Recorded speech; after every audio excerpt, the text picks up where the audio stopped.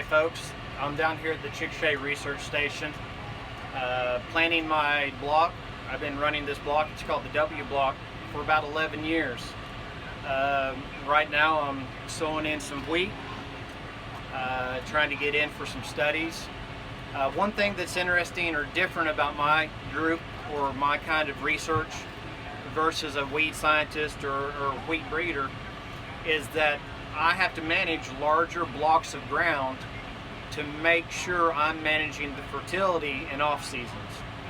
So in this 25-acre block of wheat, or this 25-acre block field, I'll only have half of it in a given year where I might put trials.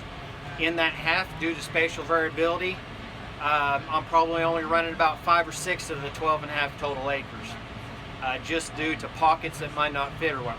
The other half, I'm either putting wheat on, where I completely bale it off to keep nutrient levels at bay, or maybe a cover crop or crop rotation. I've had forage sorghums, canola, and other things out here.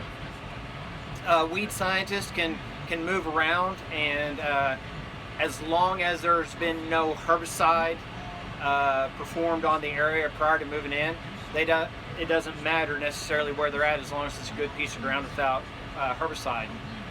I've got to make sure that my nutrients have been run down as much as possible in my ground, so when I move into it for a given study, I have a much higher probability of a nitrogen response, phosphorus, or potassium response. Every area that I expect to have a trial gets sampled every single year. I watch in off years to make sure I guide nutrient management.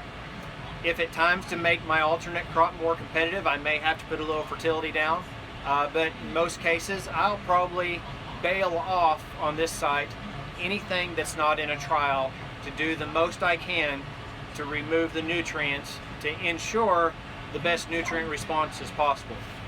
Luckily at this site we do have auto steer, and so it does make planting the 25 acres a lot easier than if I was doing it just by driving. Thanks for watching. Have a great sowing season.